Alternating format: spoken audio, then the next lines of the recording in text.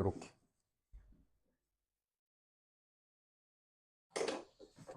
너 혹시 덧셈 기호 있잖아. 플러스 어느 방향 먼저 쓰냐? 너 이거 가로 먼저 하냐? 세로 먼저 하냐? 그치. 이게 보통이야. 아까 수업했을 때 노트를 애들이 설명하기는 못하고 제가 그냥 검사했거든요. 이렇게 해도 돼요? 그럼 혹시 오늘 개념 노트 써올 것도 좀 알려줬어? 있었어? 오늘 필기 한 거 해줬더니 애들이 어. 사진 찍고 그거 맞아. 하는 거 맞다고 하더라고요. 땡큐. 네. 아주 훌륭한 사람이야. 자, 보자. 선생님이 예전에 따로 물어보지 않고, 야, 대부분 우리 덧셈 기호 쓸 때 가로 먼저 쓰고, 그 다음에 이렇게 세로 이렇게 긋지? 라고 했더니, 어떤 남학생이, 선생님, 저는 덧셈 이렇게 쓰는데요? 이러더라고. 나 순간 잠깐, 그럼 내 설명이 좀 꼬이는데? 그때 그 많은 학생 중에 지금까지 딱 한 명이 이랬어. 왜냐면, 어차피 행렬은 정이 내려진 거야. 약속을 한 거거든. 그래서 이름 순서대로 생각하면 돼. 가로가 행이야. 덧셈 기호 생각하면 돼. 덧셈 기호 순서라고 생각하면 되고, 이게 나중에 행렬의 곱셈도 이걸로 해. 무슨 말인지 지금 당연히 모르지. 나중에 행렬의 곱셈이 똑같이 덧셈 기호 쓰는 순서대로 한다라는 거는 그 곱셈을 알려주고 얘기해 줄게. 그래서 보면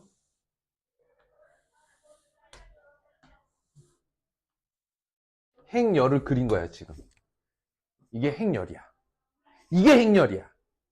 그랬을 때 여기를 제1행, 이 줄을 제2행이라고 해.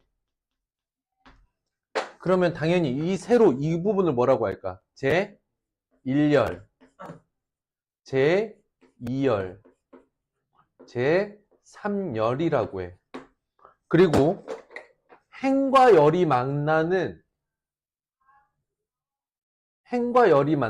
이 위치들 있죠. 이 위치에 값이 들어가는 거야. 이 위치에. 여기까지 가능? 값이 들어가는 저 자리를 뭐라고 하느냐? 이 자리를 성분이라고 한다. 그러면 이 성분은 읽을 때는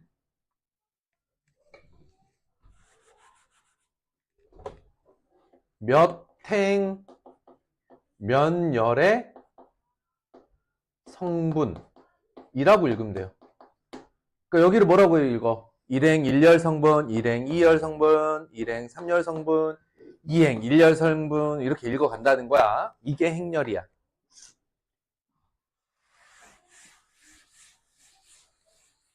행렬은 직교하는 위치에 특정한 값을 적어서 열을 맞춰 놓은 거. 이게 행렬이다. 근데 지금부터 큰 딜레마에 빠져. 행렬이 영어로 매트릭스거든. 너 영화 매트릭스 봤냐? 아, 영화 매트릭스 안 봤어? 그럼 또 말이 이게 세대 차인가? 선생님이 예전에 행렬 수업할 때, 야, 매트릭스 알지? 그럼 네! 다 알았거든. 매트릭스 뭐 몰라도 상관없어. 근데 매트릭스가 공상 과학 영화란 말이야. 아주 먼 미래에 인공지능이 인간을 거꾸로 지배하는 세상, 인간을 배터리처럼 전력원으로 사용하는 세상에 대한 이야기야. 그런데 이 행렬의 쓰임이 어마어마하게 많아. 그냥 행렬은 통계에도 쓰이고 기하에도 쓰이고, 특히 이제 이과 같은 경우는 전자공학에서도 무지하게 많이 써요. 컴퓨터, 전자공학, 반도체. 근데 이제 역학에서는, 고전 역학에서는 많이 안 써.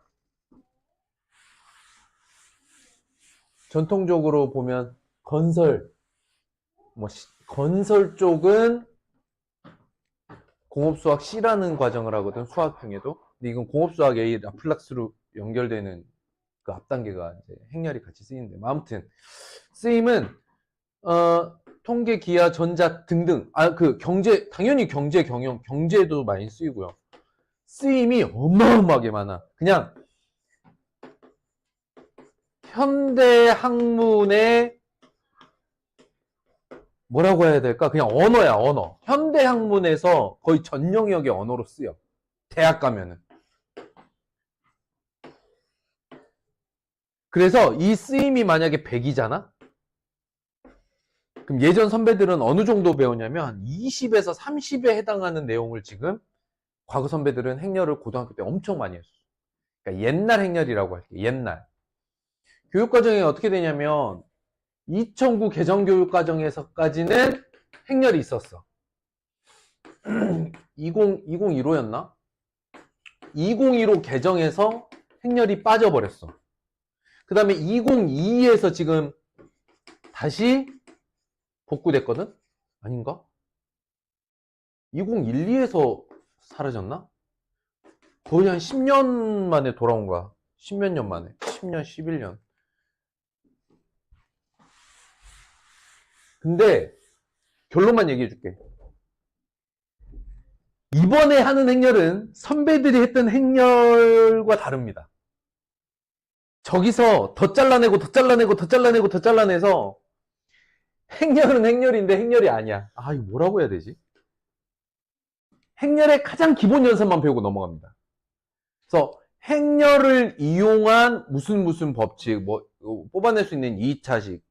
고등학교 때만 해도 예전에 이제 행렬을 이용한, 기하에서는 행렬을 이용한 도형의 규칙적 변화, 특히 이제 회전 변화 또는 확대, 축소, 이렇게 도형을 가지고 위치를 이렇게 회전해 본다던가. 좀 이해가 안 되지? 얘를 위치를 바꾸면서 확대를 해본다던가, 위치를 바꾸면서 축소를 해본다던가. 이런 어떤 도형의 변화 패턴을 이런 값을 가지고 이걸 반복적으로 행하는 거. 말이 좀 이상하지? 그러니까 예를 들어, 이거는 너가 알려고 안 해도 돼. 예를 들어서 좌표평면에 이런 점이 있어. 근데 이 점을 이제 원의 중심이 원점이고 이런 원 위에 있는 점이라고 봤을 때 얘를 여기서 이 세타만큼의 각만큼을 회전 이동을 하고 싶어. 그럼 이 회전 이동을 하기 위한 x와 y의 회전 변환식을 행렬로 써가지고 이 좌표 x, y를 새로운 좌표로 이렇게 끌어내는 연산 행렬이 있었단 말이야. 이건 몰라도 된다고 해? 몰라도 된다고. 예전에 고등학교에서 썼던 행렬의 쓰임은 이런 기하에서, 도형에서도 막 썼단 말이에요. 이렇게 회전도 시키고, 요만한 도형을 이렇게 해가지고, 요쪽에다 이렇게 확대해서 그려보기도 하고, 이런 기하에서의 쓰임도 있었고, 행렬 자체만으로도 연산식도 많았고, 행렬 자체의 성질이라던가, 이런 행렬을 배우고 나면, 그 다음에 행렬을 이용한 땡땡땡, 행렬을 이용한 땡땡땡, 이런 거를 한 10년 전까지만 해도 과거 선배들은 다. 그러니까 우리나라가 해방되고 나서부터 정규 교육과정이 시작돼서 2012년? 2011년까지는 모든 고등학생들이 깊이 있게 행렬을 공부했었어. 근데 무슨 이유에서인지 몰라도 한순간 행렬을 다 없애버렸어. 그리고 이제 대학을 가니까 대학 가서 공부하는 수학에서 애들이 행렬에서 미치고 환장하는 거야. 그래서 돌아온 것 같아. 행렬이 돌아왔어. 12년? 거의 한 12년 만에 행렬이 돌아왔단 말이야. 근데 돌아온 행렬은 우리가 알던 행렬이 아니라 이거야. 자, 봐봐, 다시. 현대학문에서 행렬이 100군데에 쓰인다면 예전 선배들은 20에서 30 정도를 고등학교 때 배우고 올라갔거든. 지금 남은 게 10도 안 돼. 내가 가르칠 게 없어. 이게 다야. 진짜 이게 다야. 행렬은 이거야. 근데 그거는 알아도 행렬은 덧셈 그리듯이 행렬 이렇게 하면 안 헷갈려. 아, 이게 행인가? 이게 열인가? 이렇게 헷갈려 하거든, 학생들이. 나중에 곱셈도 이 방향으로 곱셈을 해요. 곱셈도 이렇게 만나서 곱해진 값으로 곱셈을 하거든. 이렇게 외우세요, 행렬은. 행렬, 덧셈 기호 쓰는 순서대로 행렬이라고 한다. 끝. 끝이야, 끝. 그럼 어디까지만 한다 그랬어? 행렬의 연산까지만 한다고. 행렬 가지고 계산하는 법까지만 한다고. 야, 생각해봐. 이게 좀 확장을 해보자. 어차피 오늘 할 내용이 별로 없어서 그냥 이런저런 두런두런 배경을 더 얘기를 해볼게. 우리가 수학에서 기본적으로 다루는 연산이라는 게 어떤 대상을 정의 내리면 이 대상에 연산이 있고 연산의 결과 또한 다루는 그 대상으로 떨어지는 거거든. 근데 우리가 이걸 배운 게 하나밖에 없단 말이야, 하나. 수를 가지고 뭐 해요? 더하기, 빼기, 곱하기, 나누기 하죠. 그럼 그 결과가 수로 나오죠. 그쵸? 조금 더 확대를 해보면 식과 식을 더하기, 빼기, 곱하기, 나누기 해서 결과가 식이 나오죠. 맞아요? 우린 지금까지 이거밖에 안 해봤어. 근데 처음으로 수나 식이 아닌 대상이 나왔어. 그게 뭐야? 이번에 행렬이야. 행렬에는 뭐가 있냐면 덧셈, 뺄셈이 있고 나눗셈은 없고 곱이 두 종류인데 실수배 곱이 있고요. 행렬과 행렬의 곱이 있고 그 결과도 당연히 행렬로 떨어집니다. 행렬의 연산 결과는 행렬이 됩니다. 근데 또 뭐가 있느냐? 이게 고1-1이거든? 1학년 2학기 때 뭐가 나오냐면 집합이라는 개념이 나와. 집합을 가지고 할 수 있는 연산은 세 가지가 있어. 그게 뭐냐면 교집합, 합집합, 여집합. 그 결과는 당연히 집합으로 떨어져. 그 다음 다루게 되는 대상이 뭐냐? 함수야. 함수요? 선생님, 저는 함수 계산 다 해봤는데요. 아니야. 우리가 했던 건 함수의 계산이 아니야. 선생님, 저는 함수 계산 해봤어요. 함수와 함수를 계산해봤어요. 뭐 해봤는데? 그럼 막 이래. 선생님, 저 fx 더하기 gx 함수의 덧셈 해봤는데요. 이건 뭐야? 그 식의 계산이지. 이건 함수의 계산이 아니야. 왜냐면 함수란 뭐냐? 식이야? 함수는 식이 아니잖아. 설명해봐. 함수가 뭐야?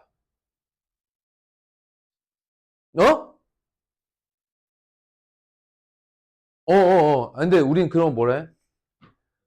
아이씨, 함수 하면 너희, 함수는 뭐다? 짝짓기 대응이다. 대응 관계가 함수야. 근데 그게 1차 관계 대응, 2차 관계 대응. 그러니까 F1은 사과, 이것도 함수예요.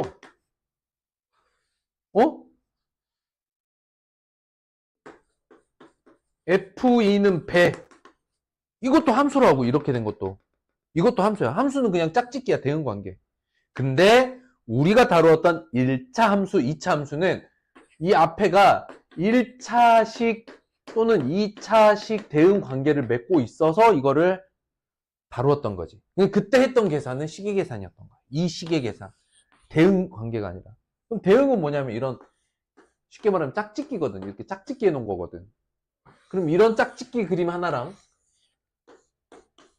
이런 짝짓기 그림 하나를 가지고, 즉 이런 대응 관계, 짝짓기 해놓은 화살표 그림을 가지고 뭔가를 하는 거거든. 이게 뭐가 있냐면 함수는 가능한 게 합성과 역함수 이거밖에 없어. 함수의 연산은.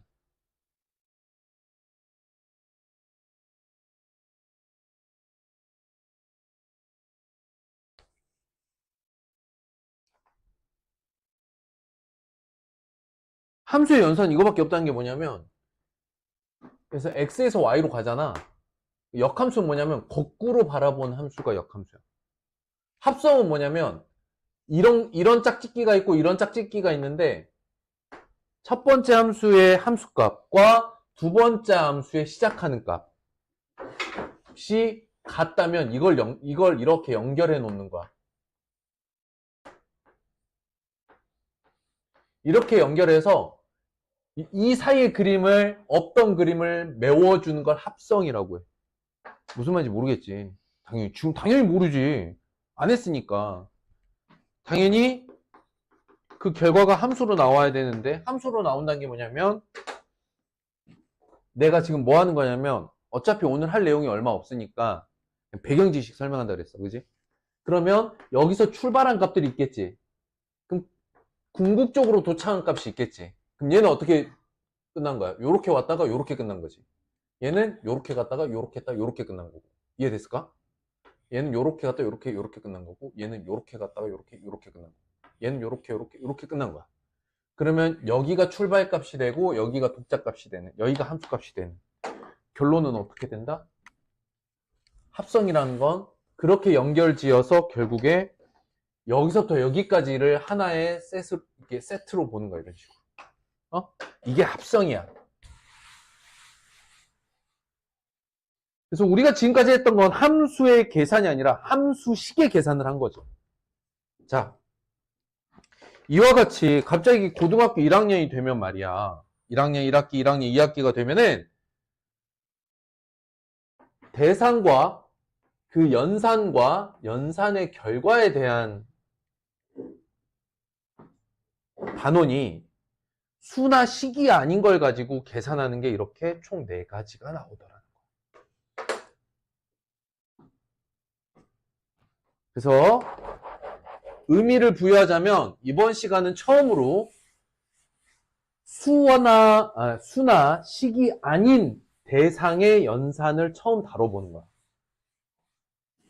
우리 연산을 배우면 제일 먼저 확인해야 될 게 있어. 연산 방법과 법칙. 뭐라고? 연산 방법과 연산 법칙. 연산 법칙 하면 떠오르는 거 뭐 있어? 그렇지. 교환결합 분배 법칙. 좋았어. 그러니까 그런 것들을 확인하는 거야. 그럼 연산을 정의 내려놓고 그 연산은 교환결합 분배 법칙이 성립하는가 이런 거를 살펴보면 되는데 고등학교 1학년 2학기에 이번에 없앴다가 새로 들어온 행렬이 딱 거기까지 하는 거야. 그 계산 방법을 가지고 어떤 문제를 해결하는 건 사라졌어. 예전 선배들은 이런 행렬의 기본 연산을 바탕으로 어떤 문제를 해결하는 데에 초점이 맞춰져 있었어. 거기까지 오케이? 근데 이번 행렬은 그냥 행렬만 하고 끝나요. 설명할 게 없다. 한번 보자. 책으로 한번 보도록 하겠습니다. 행렬의 뜻. 수나 문자를 직사각형 꼴로 배열하여 괄호로 묶은 것을 행렬이라고 한다. 그게 뭐냐면 요렇게 묶은 다음에 요 안에다가 이렇게 자리를 배치를 해 놓는 거야. 아까 얘기했죠? 그래서 이 자리에 수나 문자라고 했는데 어쨌든 값이 들어갑니다.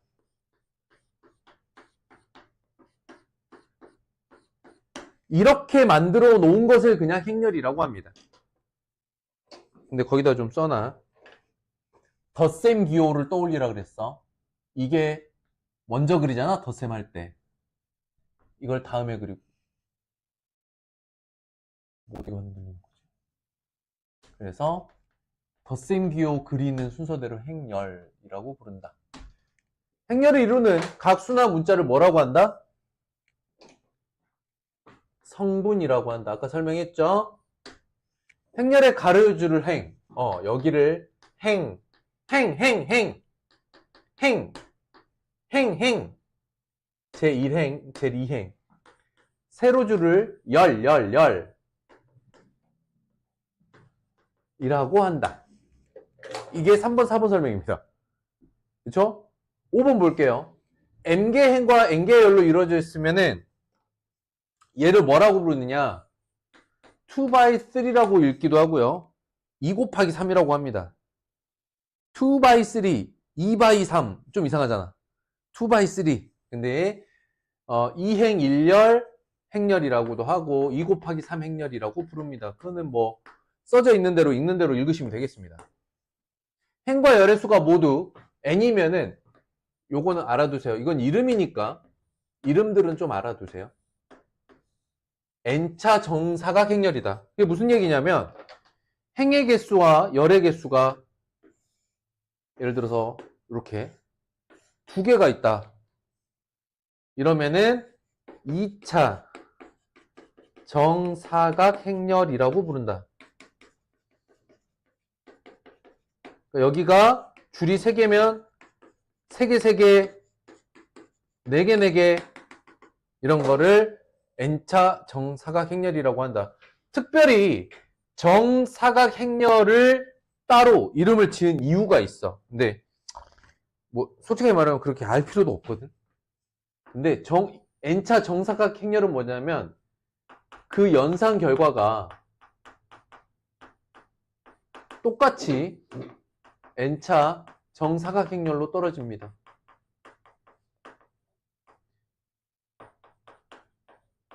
아직 덧셈, 뺄셈, 곱셈 안 배웠죠? 아직 안 배웠는데 이건 좀 생각을 미리 할 수도 있는 게 뭐냐면 선생님 그러면 정사각 행렬이 아니면 연산 결과가 행의 개수, 열의 개수가 바뀝니까? 이런 질문을 할 수 있지. 못하나?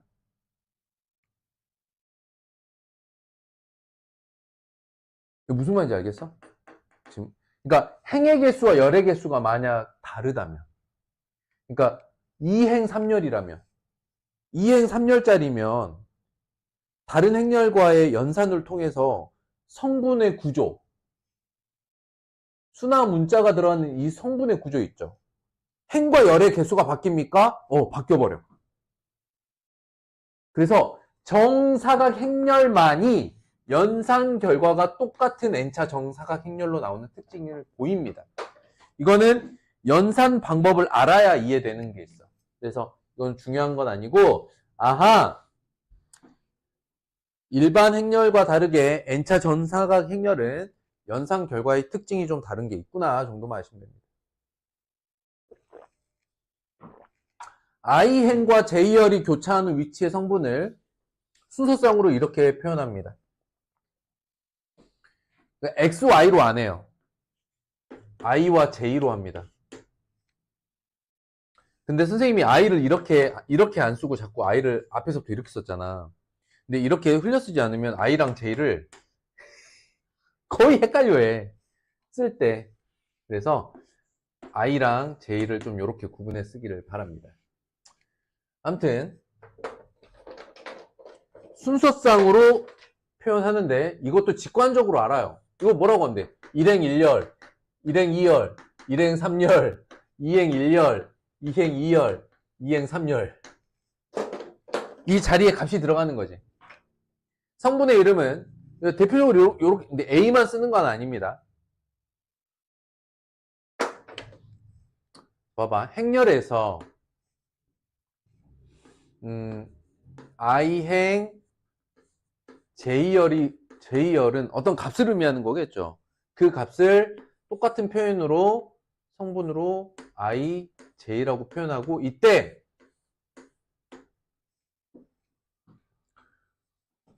요 값, 이 행렬, 이 덩어리 자체 이름이 있을 거 아니야. 이렇게 A 행렬이라고. A 행렬을 성분 IJ의 행렬을 가지고 간단하게 이렇게 표현한다. 요 값들을 다 줄여서 표현하면 여기에 이렇게 쓰면 2행 3열짜리 행렬을 의미하기도 합니다. 근데 이렇게 괄호를 없애면 어떻게 돼?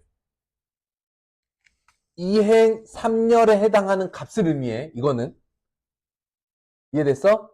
이거는 그냥 2행 3열의 값을 의미하는 거고, 이걸 괄호로 이렇게 묶어 놓으면은, 2행 3열짜리 성분들을 모두 포함하고 있는 행렬 자체를 의미합니다. 라는 뜻이야. 그래서, 이렇게 묶은 이 괄호는 행렬의 이 괄호와 동일한 괄호다. 됐죠? 정의입니다. 표현이고. 끝입니다. 내려와 보자.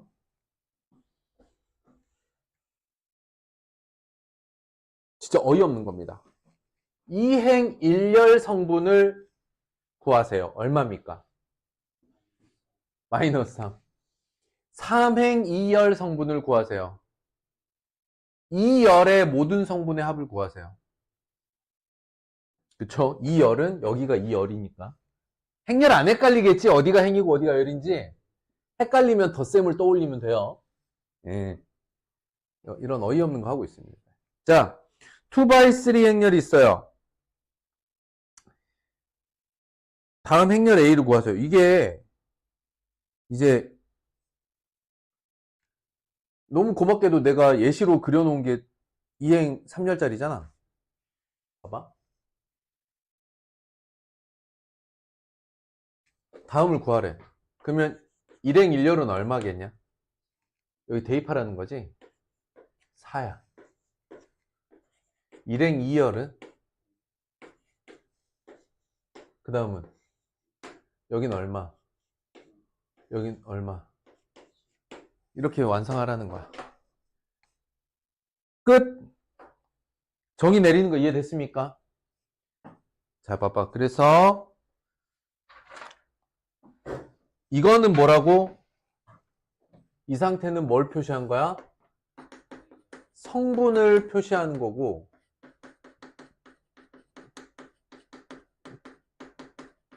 대입 가능한 식으로 표현한 거지. 그런데 이거를 괄호로 묶으면 이건 뭘 의미해? 행렬 자체를 의미하는 거야. 값이 아니라. 좋았습니다.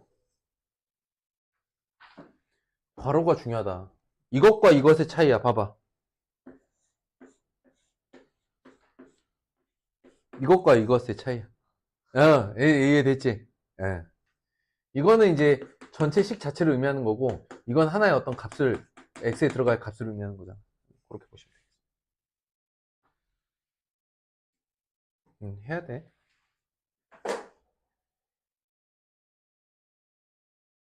사실은 아니다. 굳이 왜 아이냐 이런 얘기를 할 필요도 없겠지. 우리가 어떤 약을 먹거나 음식에 성분표라고 있죠. 성분표. 성분표라고 있잖아. 약이나 뭐 공산품의 뭐 이렇게 음식 같은 거 사면 그 성분표 있잖아. 영어로 뭐냐? 성분이 영어로 뭐야? 영어로 성분이 뭐죠? ingredient. 관심이 없구나. 그래도 영어인데. 그래서 I를 쓰는 것 같아. IJ를 쓰는 이유가 거기서 온 것 같아. 성분이니까. 모르겠어. 그냥 써왔으니까 쓰는 거야. 이제 처음에 정의 내리고, 행렬에 대해서 정의 내리고, 행렬을 써먹으려고 할 때, 이 행렬을 정의 내리던 이제 수학자들이, 그럼 우리 성분은, 행은 I, 열은 그러면 그 다음 문자인 J로 하자, 뭐 이렇게 했을 거야. 넘어갑니다. 행렬의 상등. 자, 상등 무슨 말이야? 우리말로. 무슨 상이 무슨 등이야? 서로 상, 같을 등. 행렬이 서로 같으려면 어떻게 해야 서로 같다고 말할 수 있을까? 행렬이 서로 같으려면 두 가지가 같으면 돼. 행과 열의 개수가 같고, 그러니까 구조가 같다는 거야. 구조가 같고 거기에 들어가는, 그러니까 꼴이 같은 거죠. 꼴이 같아야 되고 대응하는 성분이 같을 때. 너무나 당연한 거 아니야? 이러면 두 행렬은 같다라고 표현한다. 이게 되게 중요한 거야. 상등 조건. 상등 조건은 뭐냐? 모양과 값이 같아야 된다. 이건 직관적으로 알 수 있죠? 야, 행렬이 서로 같대. 그럼 어때야 돼? 모양과 값이 같아야 되지. 왜냐면 행렬에는 두 가지 재원이, 그러니까 행렬은 두 개의 차원이 있어요. 하나는 위치, 두 번째가 값이야.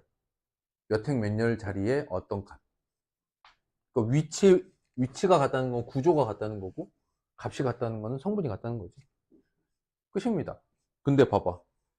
얘네 둘이 같은 행렬이 되려면 얼마여야 될까요? 야, 이런 직관적으로 딱 비교되잖아. 이런 게 지금 우리가 할 일이 아니야, 지금. 할 말이 없습니다. 그래서 안 해요. 이러면 같은 행렬이다. 이러고 이제 필수 예제를 풉니다. 자, 보세요. 다음 행렬에 대해서 설명으로 옳지 않은 거는 삼행삼렬 맞고요. 삼행이열 찾아봐. 네가 찾아봐. 마이너스 행렬. 그렇지. 3차 정사각행렬 맞고요. 3 곱하기 3이니까. 4번 별표. 이건 뭘 의미하는 걸까? i가 j2보다 크다. i가 j2보다 크다. 그러면은 1행에는 없죠. 2행에 뭐가 있습니까? 2행 1열만 있죠. 그 다음에 3행 1열과 3행 2열까지만 존재하죠. 이 부분인 거야. i가 j2보다 크다는 건 행의 자리가 열의 자리보다 큰 거. 그러니까 2행 1열하고 3행 1열, 3행 2열. 이런 성분들을 모두 더하면 0이래. 맞아? 아니네, 2네. 같은 성분들의 합은 6이다. 그럼 이건 뭐야? 1행 1열, 2행 2열, 3행 3열의 성분의 합. 그럼 이거죠, 대각선. 합은 6입니까? 맞습니다. 답은 4번이네요. 요딴 거 하고 있다, 우리가. 개념 설명 안 해도 여기까지 거의 직관적으로 풀 수도 있습니다.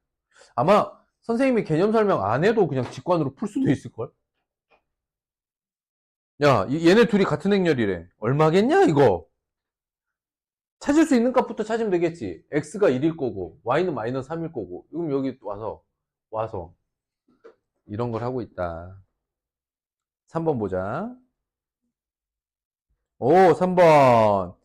1, 2, 3 사이에 일방통행길을 화살표로 나타낸 거야. 봐봐.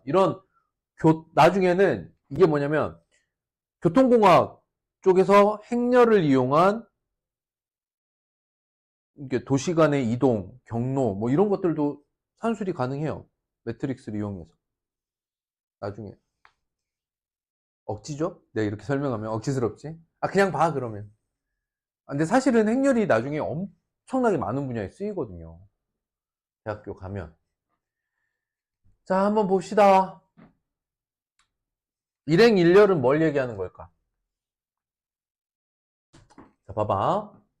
1, 2, 3이라는 지점이 있는데, I, J의 성분은 I에서 출발해서 J로 직접 가는 길, 여기서 직접 가는 길.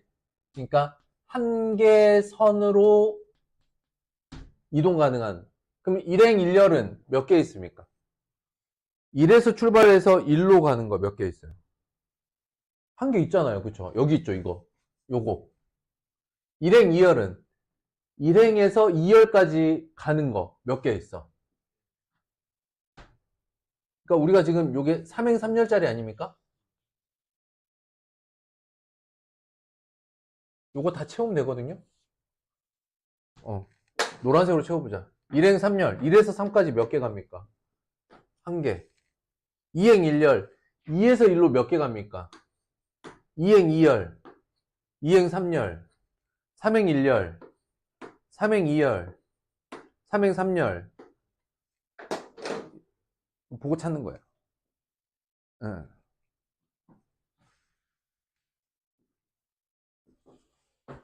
4번 봅니다. 너로 정의하고 싶어. 2행 성분의 합이 18이야. 3행 성분의 합은 24라고 해. 그러면 A의 2행 성분의 합이니까 2의 1, A 2의 2, A2의 3 이렇게 있겠죠. 이거 얼마입니까? 2행 1열이면.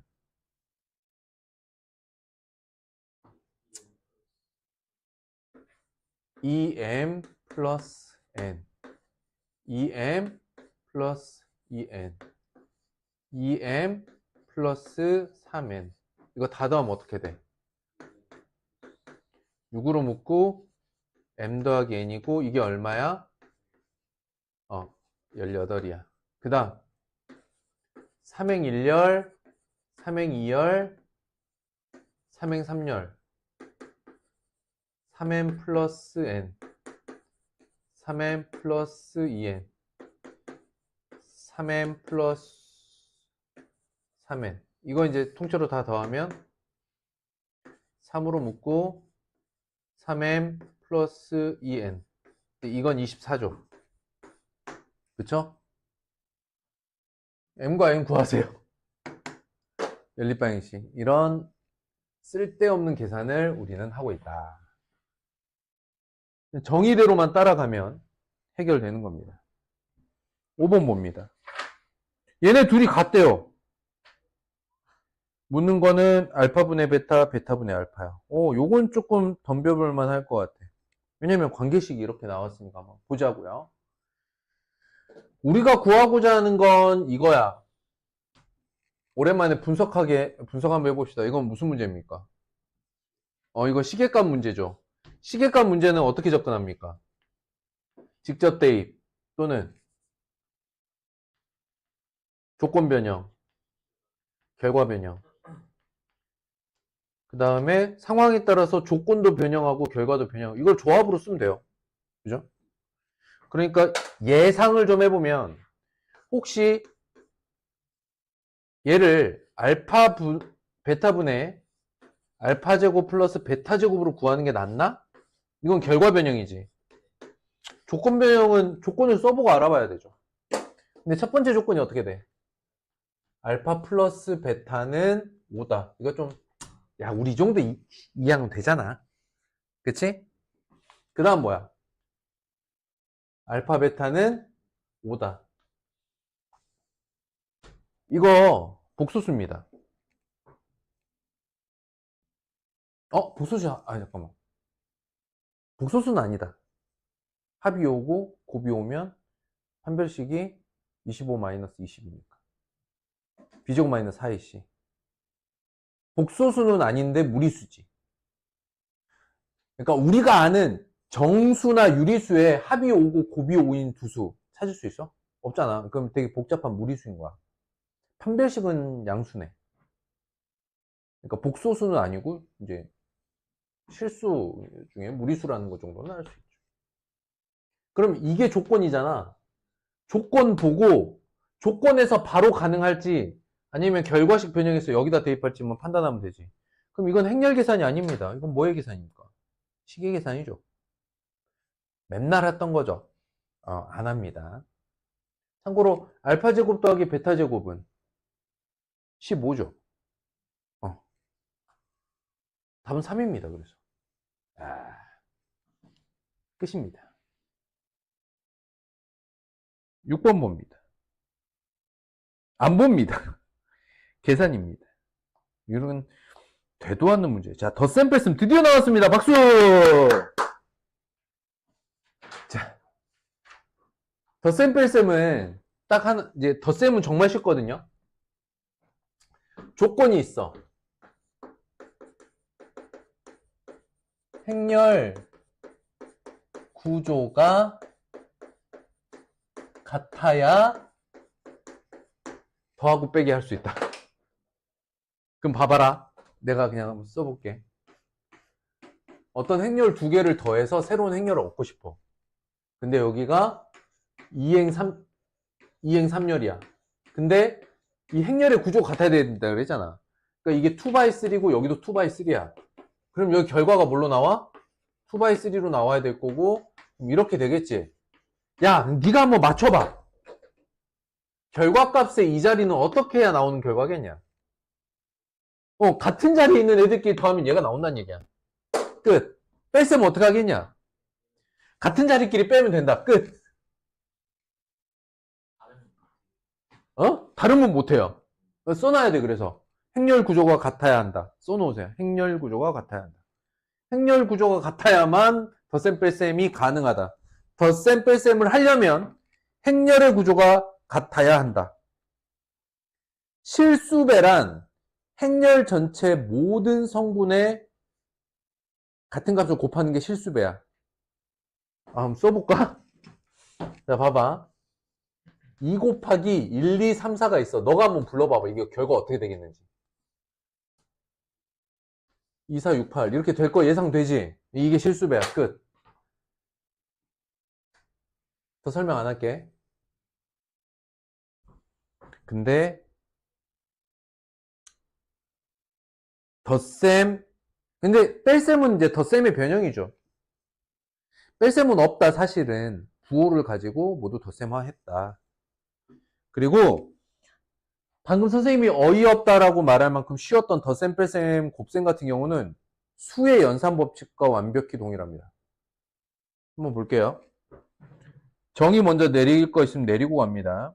모든 성분이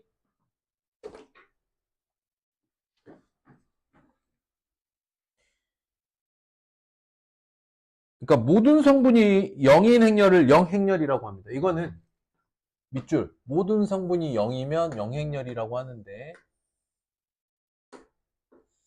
하긴 요즘에 뭐 항등원, 여공 개념도 없으니까 이거 가지고 할 얘기도 없어. 그냥 모든 값이 0이면 0행렬이라고 불러.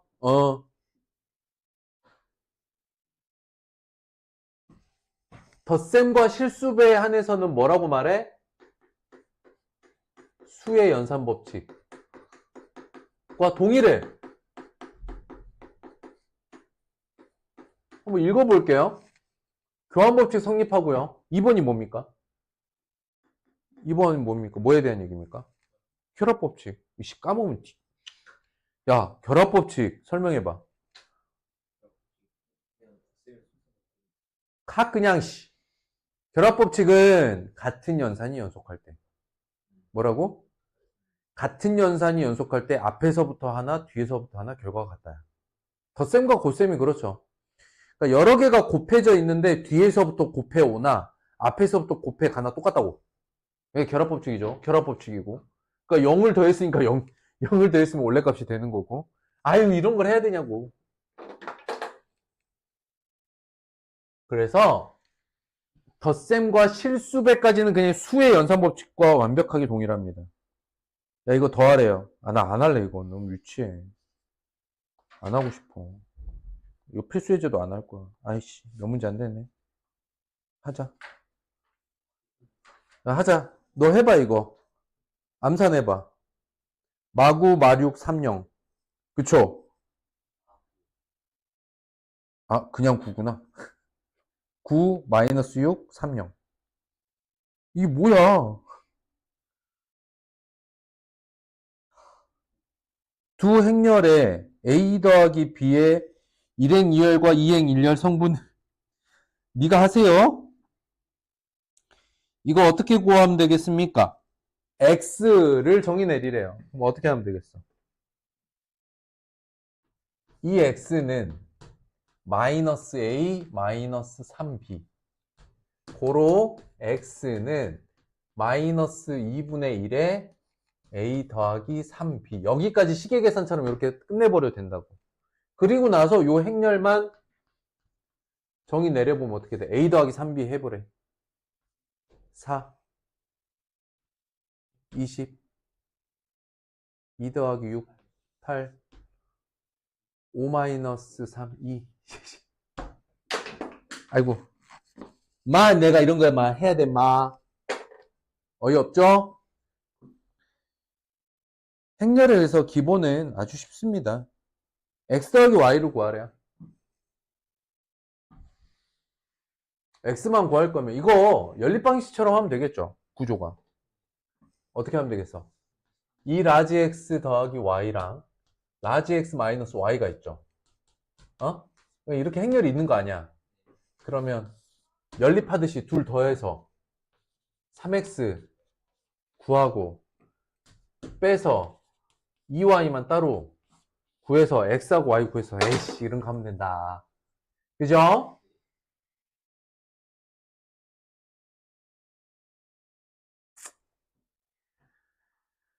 음, 5번. 아이씨, 하고 싶지 않아. 아, 이거 하시면 돼요. 할 게 없어요. 세 행렬이 있어요. x를 구하래요. 개뿔 뜯어먹는 소리 하고 있어. 야, 이거 x 어떻게 구하면 될까? x 이항하면 x 이쪽으로 다 이항하면 x 하나 남죠. 그냥 하면 돼요. x는 a가 하나, 2b에 마이너스 c 이거야? 이거 근데 a, b, c 나와 있어. 끝났지? 이런 짓 하는 거야. 자, 그러니까 여기 덧셈과 실수배는 개똥이다, 쉽기가. 그래서 페이지 298쪽 가세요. 나도 지금 이거를 설명하다가 약간 현타가 오는 거야. 이걸 설명할 건가 아닌가. 자, 298쪽 행렬의 곱셈 있죠? 별 3개 박아. 여긴 할 말이 진짜 많아져, 이제. 행렬과 행렬이 서로, 아, 곱셈은 곱셈인데, 뭐라고 해야 되지? 상대적 관계성을 다 파악하는 게 곱셈이거든? 곱셈하는 방법부터가 조금 복잡해.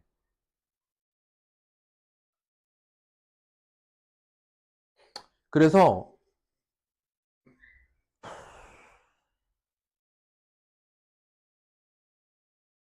이거를 설명을 오랜만에 하려니까 조금. 자, 봐봐. 오랜만에 한번 해볼게. 행렬의 곱셈이 왜 별 3개냐? 곱셈 방법부터. 조건이 있습니다. 행렬의 곱셈에 조건이 있어요. 중요한 조건인데 먼저 알아둬야 될 것. 행렬의 곱셈이니까 이렇게 표현하거든요. 둘이 자리를 바꾸잖아요. 그 결과는 달라집니다. 이게 굉장히 중요해요. 그래서 미리 알고 갈 것. 순서가 중요해. 곱셈의 순서는. 이걸 먼저 알고 가셔야 됩니다. 행렬의 곱셈은 그 다음 그러니까 행렬 곱셈의 조건 첫 번째고 두 번째는 뭐냐면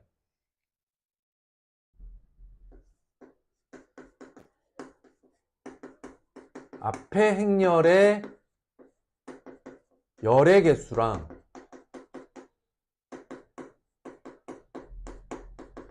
뒷 행렬의 행의 개수가 같아야만 곱셈이 가능합니다. 이건 곱셈하는 방법을 보면 당연한 건데 미리 알려주는 거야. 그 다음에 그 곱셈의 결과는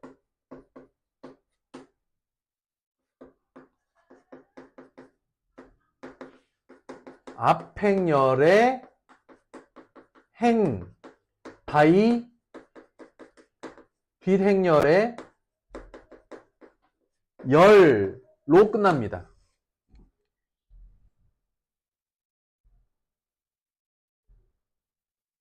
그래서 이게 행렬 곱셈의 조건이거든요. 왜 그런지 곱셈을 보면 이게 파악이 될 거야. 일단 뭐 먼저 설명하면 좋을까? 곱셈을 이렇게 하거든요. 곱하면 새로운 행렬이 나오겠죠? 그랬을 때 이게 P행 Q열 R행 S열짜리로 돼 있다. 그러면 곱셈을 할 조건은 Q와 R이 개수가 같아야만 곱셈이 가능한 상태가 됩니다. 그리고 곱셈이 끝난 결과는 P 곱하기 S 행과 열을 가지고 있는 결과를 얻게 됩니다. 그럼 어떻게 하느냐? 곱셈 방법을 이제 설명합니다. 곱셈 방법, 곱셈법. 아까 선생님이 앞 시간에 뭐 얘기했죠?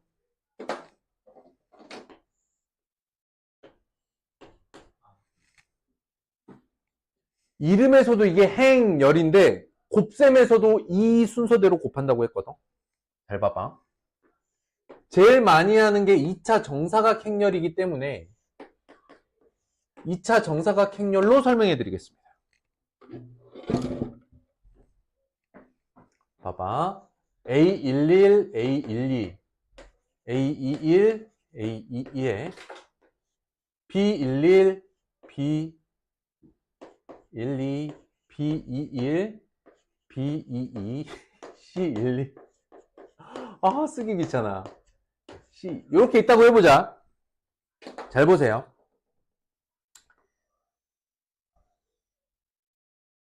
C의 일행, 일렬의 값은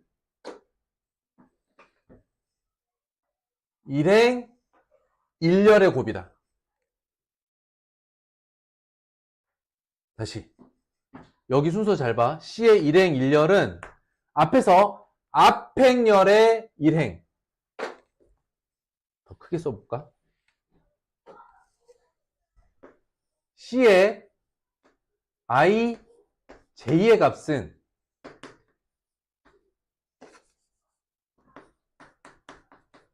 앞행열 I행과 뒷행열 J열의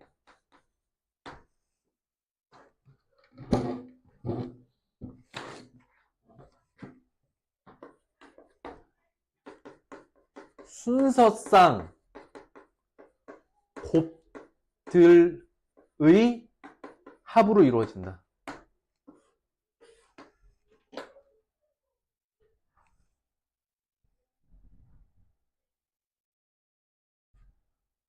그래서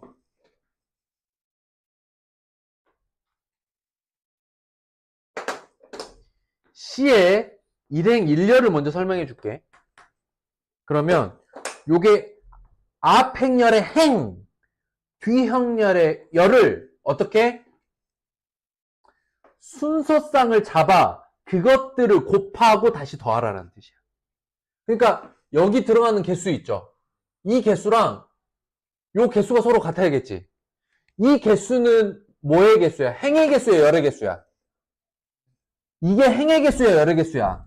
이게 행의 개수야, 열의 개수야? 열의 개수지. 이게 행의 개수야, 열의 개수야? 그러니까 곱셈을 하려면 앞행열의 열과 뒤행열의 행의 개수가 같아야 곱셈이 가능해. 왜? 순서상을 만들어야 되니까. 여기까지 오케이? 그러면 요렇게 곱하고 요렇게 곱하죠, 순서상대로. 얘랑 얘랑 곱하고 얘랑 얘랑 곱합니다. 그러니까 봐봐. 이렇게 곱하고 이렇게 곱하고 이렇게 곱하고 이렇게 4개로 곱하는 게 아니라 요렇게가 짝을 이루고 요렇게가 짝을 이룹니다. 아하. 그래서 결과를 써보면 A11 곱하기 B11 더하기 A12 곱하기 B2를 곱하고 더해서 첫 번째 성분이 만들어집니다. 그러면 내가 너한테 거꾸로 물어보자.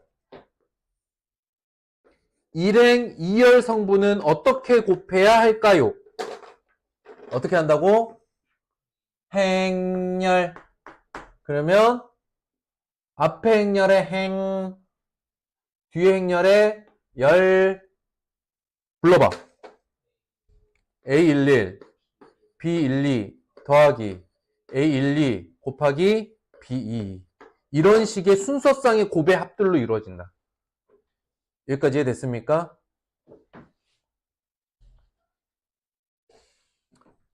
사실 곱셈하는 방법을 알려주고 이 조건을 써야 되잖아요. 선생님이 역으로 보여주는 건 뭔가 앞에서 했었던 덧셈과 실수배와는 완전히 다른 거다라는 걸 알려주기 위해서 그런 거예요. 오케이?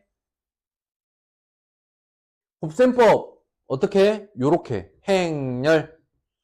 여기도 똑같이 이렇게 쓰면 되죠. 앞에 행, 뒷열, 앞에 행렬의 행과 뒤 행렬의 열을 곱해서 순서쌍까지 잡아야 돼. 이렇게 순서쌍, 이렇게 순서쌍이야. 각각을 곱해서 그 순서쌍들을 곱해서 다시 더한 값이 결과 행렬의 성분이 된다. Did you get it? 좀 복잡하죠? 생각보다. 그러니까 여기는 별 3개야. 역행렬은 사라진 것 같아요. 그래서 역행렬은 안 해도 되고. 이거 굉장히 중요한 개념이다. 자, 다시.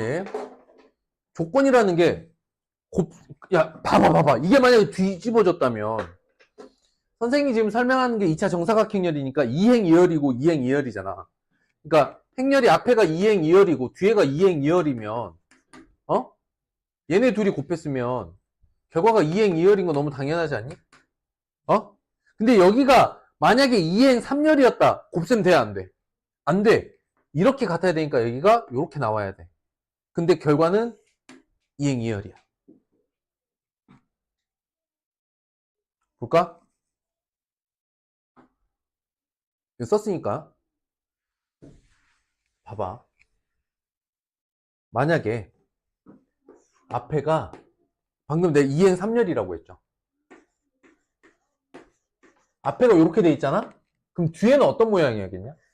적어도 이게 3개가 들어가잖아, 이런 식으로. 그럼 얘가 위에서 아래로 3개가 있어야겠지.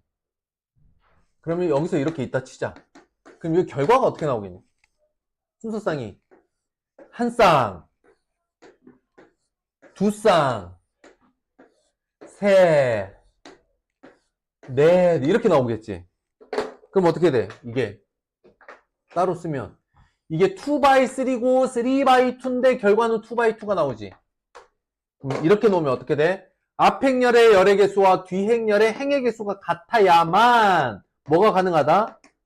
곱셈이 가능하고 앞 행렬의 행의 개수와 뒤 행렬의 열의 개수가 결과 행렬의 행과 열의 개수와 같아진다. 이게 이 이야기야. 근데 이것도 처음 곱셈 배울 때만 조금 학생들이 뭐지? 실제 구성되는 문제가 대부분 2x2로 이루어진 거 위주로 하거든요. 안타깝다.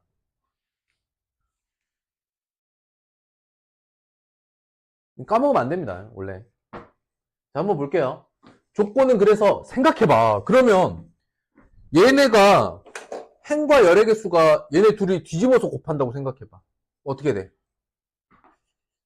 야, 이거 여기다 이렇게 쓰자. 이렇게 나오겠지, 그러면. 예, 이것도 다르게 써보자. 이렇게 써보자. 이거 왜 그런지 보여줄게. 왜 선생님 바꾼지 보여줄게. 이게 A 행렬이고 여기가 B 행렬이야. 그치? 그래서 결론이 C 행렬이 나왔어. 뒤집어봐. B 곱하기 A 해봐. 그러면 여기 3행 1열이죠. 여기는 어떻게 돼? 2행 3열이죠. 일단 뭐가 문제야? 곱셈 자체가 불가능하죠. 이건 곱할 수 없는 행렬 관계잖아. 봐보세요. 교환법칙 성립해야 하네. 교환법칙 성립하지 않아. 그런데 알다시피 A 곱하기 B랑 B 곱하기 A가 항상 다르다는 얘기도 아니야. 같을 수도 있고 다를 수도 있어. 근데 항상 같아야만 우리는 법칙이 성립한다고 하지. 교환법칙이 성립한다. 그 이야기고, 앞행렬의 열의 개수. 아까 보여드렸죠? 앞행렬의 열의 개수. 뒤행렬의 행의 개수가 같아야만 곱셈이 가능하고, 그 행렬의 곱셈 결과는, 행렬의 곱셈 결과는 앞행렬의 행과 뒤행렬의 열의 개수로 이루어진다. 곱셈 방법은 아까 써드렸고 보여드리기도 했어요. 근데 이거 곱셈 한 20개만 해보잖아요? 그럼 진짜 눈으로 요렇게 순서상 금방 잡아요. 꽤 쉽습니다. 그나마 어렵다고 하는 게 요 정도야. 행렬에서. 그나마. 근데 이거는 구체적으로 행렬의 곱셈 방법과 성질만 익히면 끝나는 겁니다. 해서 원래 이걸 이제 역수와 같은 기능을 가지고 있는 걸 역행렬이라고 하거든. 역행렬도 아마 빠졌을 거야. 역행렬, 행렬의 거듭제고, 단위행렬, 연병. 없어. 할 게 없어.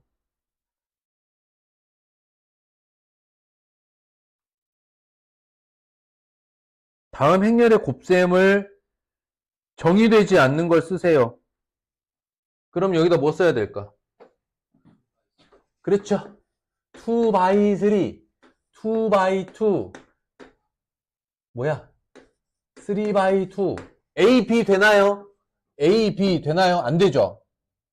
B, A 되나요? 되죠. 2에 2니까. B, C 됩니까? 안 되죠. 2에 3이니까. C, B는 돼요? 2에 2는 되니까. A, C는 됩니까? 되죠. 3, 3이니까. C, A 됩니까? 되죠. 정의 내려지는가란 뭐냐? 곱셈 가능한가? 곱셈 하란 얘기가 아니야. 곱셈을 할 수 있는 관계인가를 물어본 겁니다. 곱셈 조건이죠. 개 쉬워요. 다음을 계산하세요. 해볼게요. 먼저 연습해야 될 게 뭐냐? 여기 한번 봐봐. 여기 어떻게 돼요? 1행 2열이죠. 여기는 2행 1열이죠. 그러니까 이거는 몇 개 나와요? 1행 1열이면 괄호 쓰고 값이 하나 나온다는 얘기죠. 값이 어떻게 나와요? 그럼 이러면 새로운 행렬이 되는 거예요. 이해됐어? 그러니까 항상 행의 개수와 열의 개수를 쓰셔야 된다.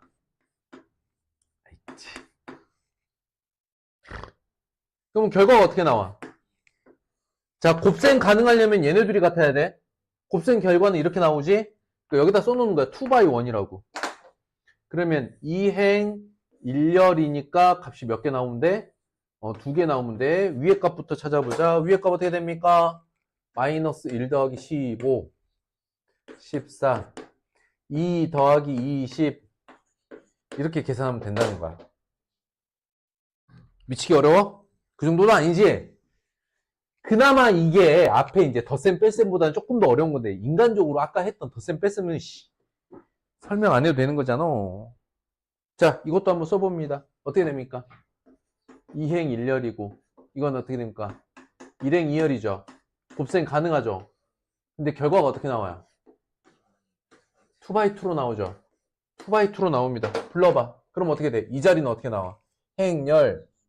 이 자리 어떻게 나와? 여기는 뭐 요렇게 하는 거라고. 곱셈할 수 있겠어? 4번 나중에 네가 해보고 답 맞춰봐. 곱셈 성질입니다. 결합법칙은 성립해요. 결합법칙은 성립하나 우리가 봐봐. P 곱하기 Q 행렬, R 곱하기 X 행렬, T 곱하기 U 행렬이 있다고 해보자. 얘가 행렬이 순서대로 이렇게 곱해질 거야. 오케이? 근데 앞에 거 둘 곱하려면 어떻게 해야 돼? 얘네 둘이 같아야 되지. 그치? 근데 이렇게 둘이 곱하려면 어떻게 나와야 돼? 얘네 둘이 일단 같아야 되지. 그치? 그러면 최종 결과는 어떻게 나오니? 이렇게 나오겠지. 아, 이렇게 나올 거 아니야.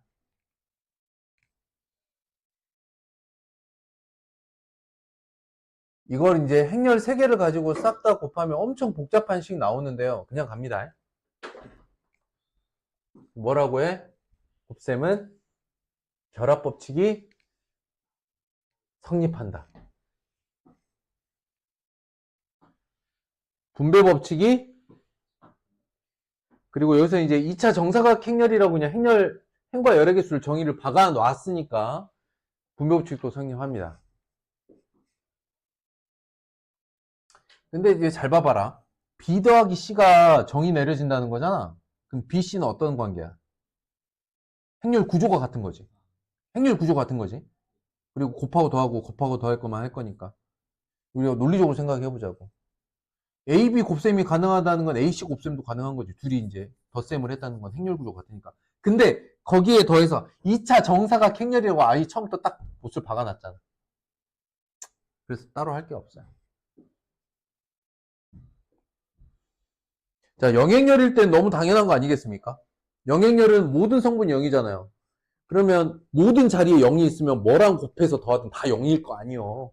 그 얘기다. 넘어갑니다. 행렬의 거듭제곱, 똑같은 행렬을 계속 곱해가는 겁니다. 알겠죠? 알겠습니까? 넘어갑니다. 단위행렬 별 3개. 단위행렬이란 정사각 행렬에서 존재하는 거거든요. 잘 봐라. 내가 일부러 2차 아니고 3차로 그려볼게.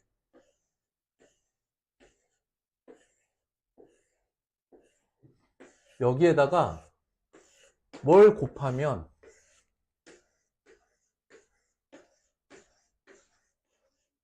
이런 값이 나올지 한번 따져볼게요. 아, 이거 다 그리려니까 힘드네. 문자로 해볼게. A, B, C, D, E, F, G, H, I. 자, 요 행렬에다가 어떻게 곱하면 A, B, C, D, E, F, G, H, I 자기 자신이 나올까? 마치 수의 계산에서 뭐와 같은 거야, 이 역할하는 게. A 곱하기 얼마가 A야? 1이지. 행렬에서도 수의 곱셈의 1과 같은 역할을 하는 행렬이 있더라. 자, 여기가 A가 나오려면 요렇게 곱한 결과가 A만 나와야 되죠. 그럼 여기가 얼마여야 돼? 1이고 나머지는 두 번째 자리, 여기가 B가 나와야 돼. 여기가 B가 나와야 돼. 그러면 요렇게 곱할 거죠. 어떻게 돼야 돼? 그 다음 여기 끝에 자리가 C가 나와야 돼. 그럼 얘도 0, 얘도 0, 얘만 살아남아야 되지. 그럼 어떻게 되면 돼? 그래서 특징이 뭐야? 대각선 방향으로 성분은 1이고 나머지 성분은 얼마? 나머지 성분이 0이 되는 행렬은 수의 곱셈에 뭐랑 기능이 같다? 수의 곱셈에 1과 그 기능이 같다. 우린 이런 걸 뭐라고 한다? 단위 행렬이라고 한다. 기본 행렬이라고도 한다. 기본 단위. 단위 행렬은 대문자 2로 씁니다.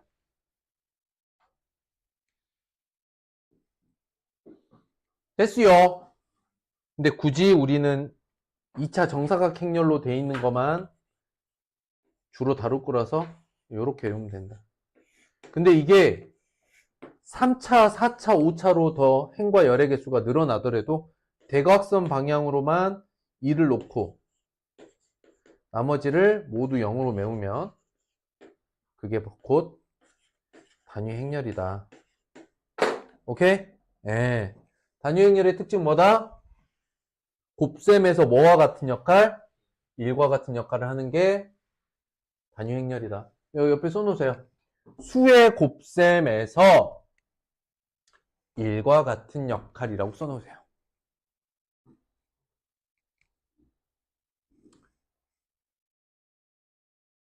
예전에는 이제 이런 연산 법칙을 다룰 때 대상과 연산을 특정해주는, 그러니까 그 결과값을 좀 특정하게 만들어주는 애들은 뭐 항등원, 역원이라고 해서 어떤 그 수와 연산과 대상의 관계를 막 정의 내린 수학 과정이 있었거든. 복잡하다고 뺐어.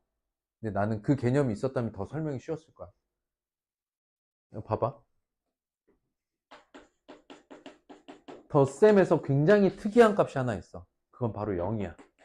0은 어때? 어떤 값에 더해줘도 자기 자신으로 돌려보내주지. 곱셈에서는 이와 같은 역할을 하는 애가 누구야? 1이야. 그래서 어떤 값이든 1을 앞으로 곱하나 뒤로 곱하나 자기 자신으로 돌려보내주지. 우린 이런 거를 항등원이라고 했어. 항등원이라고 해. 0은 덧셈의 항등원이다 이렇게 불렀어. 역원은 뭐냐? 역원은 뭐냐? 그러면은 결과가 항등원이 되게 하는 짝을 역원이라고 해. 그러니까 A의 역원은 얼마일까? 마이너스 A야. A와 마이너스 A는 역원은 관계라고 불러. 역원 관계. 곱셈에서는 A에다가 뭘 곱하면 1이 나와? A분의 1. 그래서 곱셈의 역원 관계를 A분의 1이라고 해. 우리는 그래서 이걸 줄여서 역수라고 한다고 사실은. 에이 답답해. 그러니까 단위행렬은 행렬의 곱셈의 항등원이고 곱셈 결과가 항등원인 단위행렬이 나오게끔 하는 짝을 이루는 행렬을 역행렬 관계라고 사실은 불러서 역행렬을 가지고 해봐야 되거든. 아 근데 또 역행렬도 사라졌어.